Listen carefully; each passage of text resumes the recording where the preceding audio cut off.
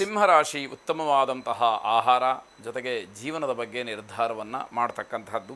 ಹಣ ಕೈ ಸೇರ್ತಕ್ಕಂತಹ ಯೋಗ, ಸ್ವಾಭಾವಿಕವಾಗಿ ಅದರಿಂದ ಸಮಾಧಾನ, ಸಂತೋಷ, ಜೊತೆಯಲ್ಲಿ ಅಹಂಕಾರ, ದರ್ಪ ಇವೆಲ್ಲವೂ ಕೂಡ ಬೆಳೆಯುವಂಥದ್ದು.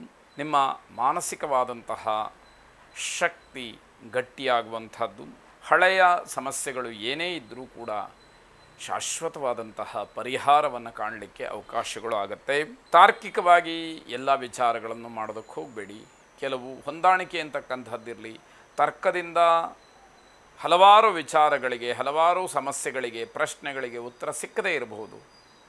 ತರ್ಕಕ್ಕೆ ನಿಲುಕದೇ ಇರತಕ್ಕಂಥದ್ದಾಗಬಹುದು. ಅದನ್ನು ಗಮನಿಸ್ಕೊಳ್ಳಿ. ನ್ಯಾಯಾಲಯದ ವಿಚಾರವಾಗಿ ಜಯವಾಗ್ತಕ್ಕಂತಹ ಸೂಚನೆಗಳಿದೆ. ಹಾಗಾಗಿ ತಾಳ್ಮೆಯಿಂದ ಕಾನೂನುಬದ್ಧವಾಗಿ ನಿಮ್ಮ ಕರ್ತವ್ಯವನ್ನು, ಹೋರಾಟವನ್ನು, ಕೆಲಸವನ್ನು ಮಾಡಿ ಜಯಶೀಲರಾಗಿ ಹಿರಿಯರ ಆಶೀರ್ವಾದವನ್ನು ಪಡ್ಕೊಳ್ಳಿ. ಶುಭವಾಗಿ. ಕನ್ಯಾ ರಾಶಿ, ಹಿರಿಯರು ಆಡಿದಂತಹ ಮಾತು ಸತ್ಯ ಅಂತ ಹೇಳಿ ನಿಮಗೆ ಗೊತ್ತಾಗುವಂತಹ ದಿವಸ. ಈ ಮಾತಿನಲ್ಲಿ ಏನೋ ಒಂದು ಸತ್ವ ಇದೆ, ಸತ್ಯ ಇದೆ, ಶಕ್ತಿ ಇದೆ ಅನ್ನುವಂಥದ್ದು ಅರ್ಥ ಆಗ್ತಾ ಹೋಗುತ್ತೆ. ದಾಂಪತ್ಯ ಜೀವನ ಅನ್ಯೋನ್ಯವಾಗಿರತಕ್ಕಂಥದ್ದು. ಸಾಯಂಕಾಲದ ಸಮಯದಲ್ಲಿ ಮನೆಯ ಹಿರಿಯರ ಆರೋಗ್ಯದಲ್ಲಿ ಏನೋ ವ್ಯತ್ಯಾಸವಾಗುತ್ತೆ, ಆತಂಕಕ್ಕೆ ಒಳಗಾಗ್ತೀರಿ ಅನ್ನುವಂಥದ್ದು. ಕೆಲಸದ ಒತ್ತಡದ ಮಧ್ಯದಲ್ಲಿ ಮನೆಯಲ್ಲಿ ಏನೋ ಒಂದು ರೀತಿಯ ಸಂಭ್ರಮದಿಂದ ಕಾಲವನ್ನು ಕಳೀತೀರಿ. ಎಲ್ಲ ಕೆಲಸಗಳು ಕೂಡ ಅಚ್ಚುಕಟ್ಟಾಗಿ ನಡೆಯಬಹುದು. ಆದರೆ ನಿಮಗೆ ಏನೋ ಒಂದು ರೀತಿಯ ಮಾನಸಿಕವಾದ ಕಳವಳಗಳಿರುತ್ತೆ.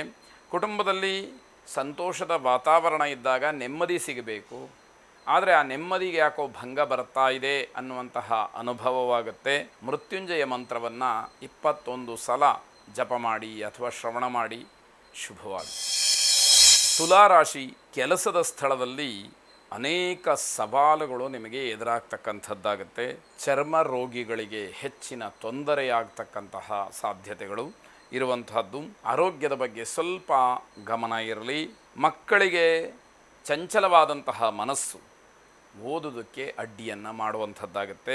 ಹಲವಾರು ಭಿನ್ನಾಭಿಪ್ರಾಯಗಳಿಂದ ಸಾಂಸಾರಿಕವಾದಂತಹ ಸಮಸ್ಯೆಗಳು ಹೆಚ್ಚಾಗತ್ತೆ.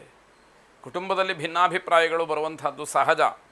ಆದರೆ ಅದನ್ನೇ ಬೆಳೆಸ್ತಾ ಹೋಗ್ತಕ್ಕಂಥದ್ದು ದೊಡ್ಡ ದೊಡ್ಡ ಸಮಸ್ಯೆಗೆ ಕಾರಣವಾಗತ್ತೆ ಅಂತ ಹೇಳಬೇಕಾದಂಥದ್ದು. ಪ್ರೇಮಿಗಳಿಗೆ ಜೊತೆಗೆ ಸಂಬಂಧಿಕರ ಮನೆಯಲ್ಲೇ ವಿವಾಹವಾಗಿರತಕ್ಕಂಥವರಿಗೆ ತೊಂದರೆಯಾಗುವಂತಹ ಸಾಧ್ಯತೆ. ಬಂಧುಗಳಲ್ಲೇ ವಿವಾಹದ ಕೆಲಸ ಆಗಿದ್ದರೆ ಅದು ಸ್ವಲ್ಪ ಸಮಸ್ಯೆಗಳಾಗುತ್ತೆ. ಸುಬ್ರಹ್ಮಣ್ಯ ಸ್ವಾಮಿಯನ್ನು ವಿಶೇಷವಾಗಿ ಪ್ರಾರ್ಥನೆ ಮಾಡಿ. ಶುಭವಾಗಿ. ವೃಶ್ಚಿಕ ರಾಶಿ, ಆತ್ಮವಿಶ್ವಾಸದ ಕೊರತೆ ಹೆಚ್ಚಾಗಿ ಕಾಡುವಂಥದ್ದು. ಕೆಲಸದ ಗುಣಮಟ್ಟ ಕಡಿಮೆಯಾಗಿ ನಿಂದನೆಗೊಳಗಾಗ್ತೀರಿ. ನೀವು ಯಾವ ಕೆಲಸವನ್ನು ಮಾಡ್ತಾ ಇದ್ದೀರೋ ಅಥವಾ ವಿದ್ಯಾರ್ಥಿಗಳೇ ಆಗಿದ್ದರೂ ಸರಿ, ನಿಮ್ಮ ವಿದ್ಯಾಭ್ಯಾಸದ ಗುಣಮಟ್ಟ ಅಥವಾ ಮಾಡ್ತಕ್ಕಂತಹ ಕೆಲಸದ ಗುಣಮಟ್ಟ ಕಡಿಮೆಯಾಗಿ ದೊಡ್ಡವರು, ಹಿರಿಯರು, ಅಧಿಕಾರಿಗಳು ನಿಮ್ಮನ್ನು ನಿಂದನೆ ಮಾಡ್ತಕ್ಕಂತಹ ಕೆಲಸ ಆಗತ್ತೆ ಅಂತ ಅರ್ಥ. ಮನಸ್ಸನ್ನು ಕೇಂದ್ರೀಕರಣ ಮಾಡೋದಕ್ಕಾಗದಲೇ ಒದ್ದಾಡ್ತೀರಿ. ಮನಸ್ಸನ್ನು ಕೇಂದ್ರೀಕರಿಸಬೇಕು. ಮನಸ್ಸು ಹೋದಂತೆಲ್ಲ ನಾವು ಹೋದರೆ ಕಷ್ಟ ಆಗತ್ತೆ ಅನ್ನುವಂಥದ್ದು. ನೌಕರಿಯಲ್ಲಿ ಹಿರಿಯರ ಸಲಹೆಯನ್ನು ಪಡ್ಕೊಳ್ಳಿ. ಬೇರೆಯವರಿಗೆ ವಿನಾಕಾರಣ ನೀವು ಸಲಹೆಯನ್ನು ನೀಡಬೇಡಿ ಅನ್ನುವಂಥದ್ದು. ಅವಮಾನದಿಂದ ದೂರ ಉಳ್ಕೊಳ್ಬೇಕು.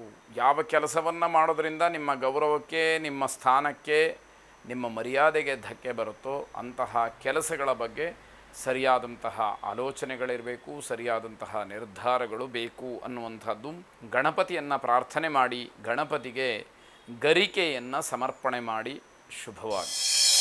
ಧನುರಾಶಿ, ಕರ್ತವ್ಯಕ್ಕೆ ಹೆಚ್ಚಿನ ಆದ್ಯತೆಯನ್ನು ನೀಡಬೇಕಾದಂಥದ್ದು. ಸಂದರ್ಭಗಳು